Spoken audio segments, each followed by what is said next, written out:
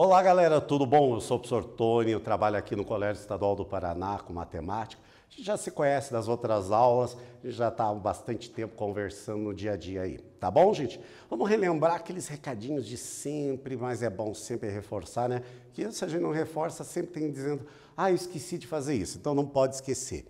Quem está acompanhando pela internet, não esquece de entrar lá no Classroom, resolver as questões para validar a sua presença na aula de hoje. Outra coisa, gente, às vezes pode ficar alguma dúvida naquelas questões. Aproveitem usar o Google Meet, converse com seus professores, tirem dúvida, troquem informações e façam exercícios extras, além daquilo que a gente está fazendo aqui no Aula Paraná, porque vocês estão no terceiro ano precisa se preparar para as grandes provas que vocês vão ter aí nos próximos meses. Para a galera que está assistindo pela televisão e pegando os exercícios no colégio, vejam lá o dia que estão fazendo a distribuição, peguem, resolvam, anotem as dúvidas para o professor corrigir e depois ele manda o resultado para vocês. E não esquece, obviamente, de devolver isso para validar a presença de vocês. Tá bom, gente? Bem, gente, nós vamos continuar o nosso estudo da esfera. Na última aula nossa, nós vimos vários elementos novos. Então, o conselho que eu dou é voltar, revisar, porque a gente tem que falar, às vezes, muito rapidamente, e são vários conceitos. Então, quem está vendo pelo YouTube, ali, tem condições de retornar várias vezes e ver. Usem essa estratégia. Então, relembrando aqui, nós vimos lá que o polo, né, os polos, os meridianos e os paralelos aqui e os meridianos, que a gente já conhece polo, meridiano e paralelo lá da geografia. Mesmos conceitos, que na verdade não existem. Uma ciência para uma coisa e ciência para outra. Os conceitos são juntos. Outro conceito importante que a gente já trabalhou na aula passada foi da secção aqui da nossa esfera, né? Da área da secção. Aqui, no caso, é um volume, né? Essa parte em azul.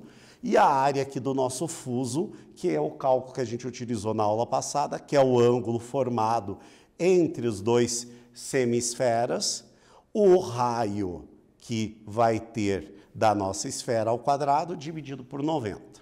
E hoje a gente vai continuar, porque a gente vai falar de um outro conceito extremamente importante, que é a área, né?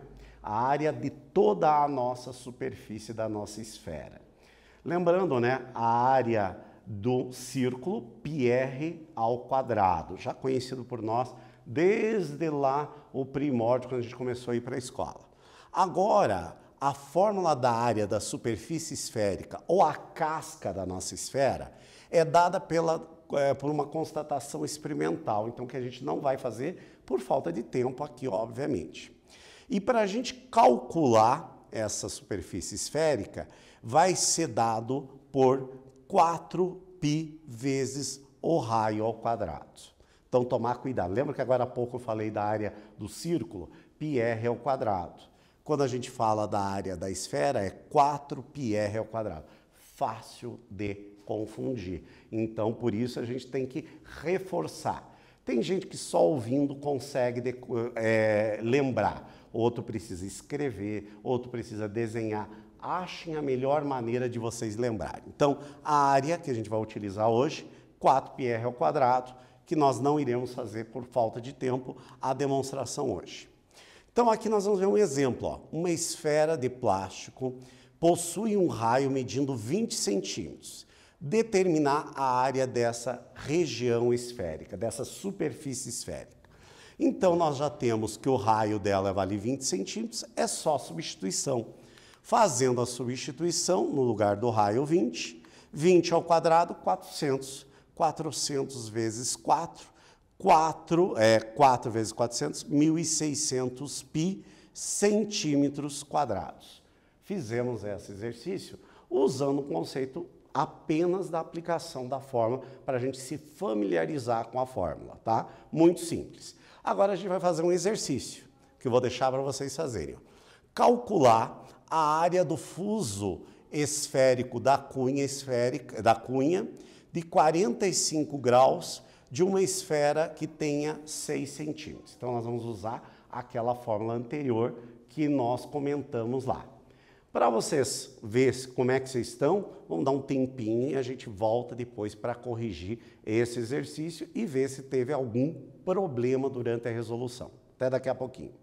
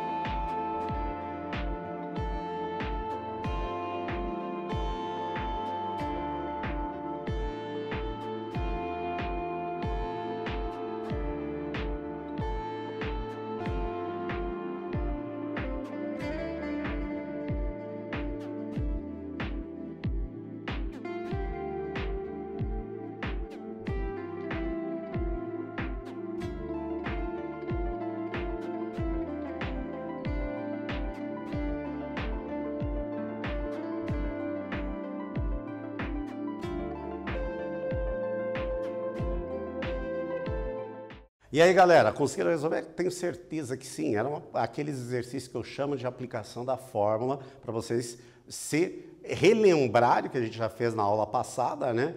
E mais para vocês irem ajuntando o conhecimento que a gente já teve na aula de hoje. Então, a formulazinha é essa daqui que a gente já aplicou na aula passada, só estamos fazendo uma retomada. O ângulo, então, 45 graus e o raio ali, 6 centímetros. Fazendo a substituição, 6 no lugar do raio, o ângulo de 45, agora é só fazer as operações matemáticas. 6 ao quadrado, 36, vezes 45, dividido por 90, e o π vai continuar, vai dar 18 π centímetros quadrados. Galera, às vezes, eu pelo menos uso dessa maneira, ó, o 90 e o 45, ó, são múltiplos, então eu posso simplificar o 45 e o 90, fica 2 e 1. E daí é só a gente fazer o 6 ao quadrado 36, dividido por 2, que dá o 18. Não precisa de calculadora. Simplificação facilita também a nossa vida. Então a gente tem que ver qual a maneira mais fácil que você acha para encontrar o resultado. Vá naquilo que você tenha segurança. No exercício 2 já vem agora o conteúdo exatamente da nossa aula, que é o cálculo da superfície da esfera. Considerando a Terra como uma esfera, determine a sua superfície considerando o seu raio sendo de 40.000 quilômetros quadrados. Então, nós vamos aplicar esta fórmula aqui. Lembrando, né, a Terra ela tem um formato esférico, mas não é uma esfera perfeita, porque a Terra ela tem um achatamento nos dois polos. Mas nesse exercício, para facilitar, a gente vai deixar a Terra como se fosse uma esfera perfeita, ou seja, a distância do seu centro a todos os pontos da superfície serão iguais. Vou dar um tempinho para vocês resolverem, depois a gente volta corrigindo, que também é uma aplicação direta da fórmula.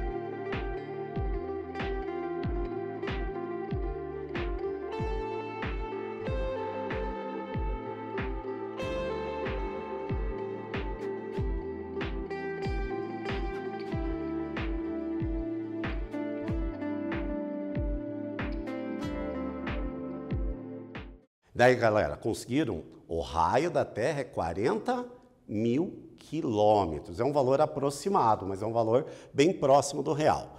Aplicando aqui na nossa fórmula, é só aplicar o valor no lugar do raio, ou 40.000 quilômetros. Dica, de novo, aquela coisa, não tem calculadora, como é que eu posso fazer? 4 ao quadrado e dobrar o número de zeros aqui para a gente fazer esse número enorme ao quadrado. Então, portanto, daí ficou o 16 acompanhado daí de 8 zeros vezes 4. Então, 16 vezes 4, 64 e os 8 zeros acompanhando. O π, quilômetros quadrados. Em questão de vestibular ou do Enem, alguns autores das questões, às vezes, fazem uma aproximação do π. Normalmente pode ser 3, quando eles querem um valor mais arredondado, ou 3,1. Alguns até usando o valor mais aproximado, 3,14. Porém, isso depende. Não vão substituindo por qualquer valor. Olhem o enunciado para ver o que aquele avaliador está pedindo para vocês. Agora nós vamos aqui... e eu coloquei aqui para vocês uma outra coisa que é muito utilizado, que é a potência de base 10. Então, ó, a vírgula está aqui. Eu trouxe 3, 6, 9 casas e coloquei a vírgula aqui. 6,4 vezes 10 elevado à nona, π quilômetros quadrados. Isso é muito utilizado quando a gente trabalha com valores muito altos, essa base 10, e a gente tem que saber se utilizar dela. No exercício 3, agora nós temos aqui um reservatório, muito mais a ver com uma questão, por exemplo, de vestibular e de Enem. Temos um reservatório que tem a forma de um hemisfério, né? Aqui um lado só, ou seja, não é uma esfera completa, é só um lado. Sabendo que o custo de uma pintura especial para pintar essa superfície é de R$ 9,00 o metro quadrado. Determine o custo desta pintura. Considere o valor de π 3,1, aquilo que eu acabei de comentar. Depende do autor da questão, a gente vai utilizar essa aproximação do π. Galera, então eu preciso calcular quanto eu vou ter de área desse hemisfério, né, que é metade de uma esfera, e em metros quadrados, né, porque eu tenho custo, e daí esse valor em metro quadrado eu vou multiplicar por 9 para ver qual é o valor do custo. Tranquilo?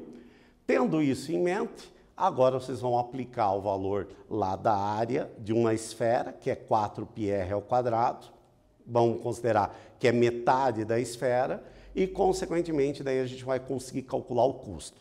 Vamos dar um tempinho para vocês pensarem, resolverem, e depois a gente volta para conferir essa resposta.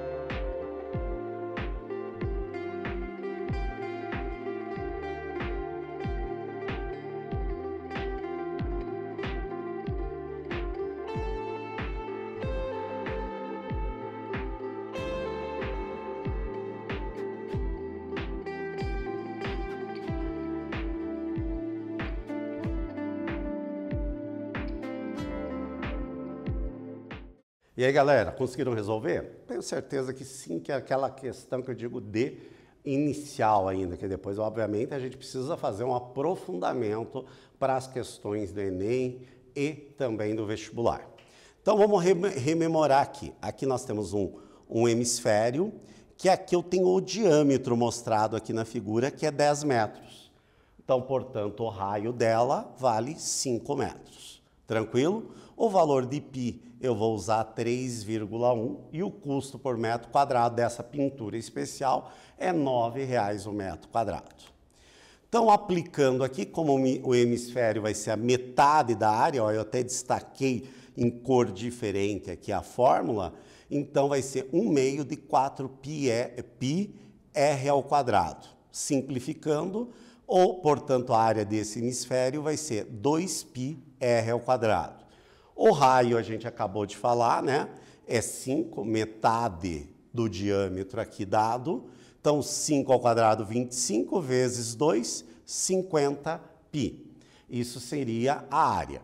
Como era dado em metro quadrado. Nem coloquei aqui, mas se vocês quiserem, vocês coloquem, porque ainda não é a resposta final, né? Substituindo o valor de π, 3,1, multiplicando 50 vezes 3,1, 155 metros quadrados. Agora, nós temos que cada metro quadrado custa R$ 9,00. Eu vou multiplicar, né?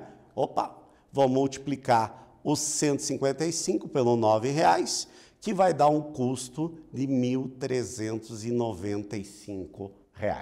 Tranquilo, gente?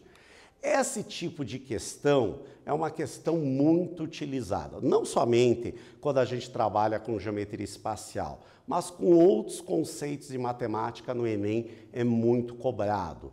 Questão de custo, questão de qual vai ser o rendimento, lucro. Então, esse tipo de questão associado à matemática financeira é bastante utilizado. Então, sempre faça uma associação e uma leitura. Outra coisa que é muito importante, gente, desenvolver a nossa visão espacial. Ou seja, que eu estou falando de esfera, vocês consigam visualizar. Quando a gente fala em tronco de um cone, que vocês consigam visualizar, mesmo sem estar vendo a figura, vocês consigam visualizar. Quando eu falo geratriz do tronco do cone, vocês conseguem visualizar mentalmente aonde está a geratriz. Tranquilo, gente? Isso vai facilitar bastante para vocês, tá? E a outra coisa, a dica que eu dou, é sempre fazer uma leitura muito criteriosa, tirando os dados para depois aplicar na fórmula o que vai ser necessário. Tá bom, gente? Na próxima aula, a gente vai continuar ainda falando sobre a esfera. Hoje a gente falou sobre a área. Na próxima aula, a gente vai falar especificamente do volume da esfera, né? A dica vou deixar uma questão para vocês pensarem um pouquinho, que nós vamos esclarecer mais na próxima aula, a diferença entre volume e capacidade. Eu tenho a minha esfera aqui. O que é o volume dessa esfera e o que seria a capacidade dela. Na próxima aula a gente volta a conversar sobre isso. Até lá!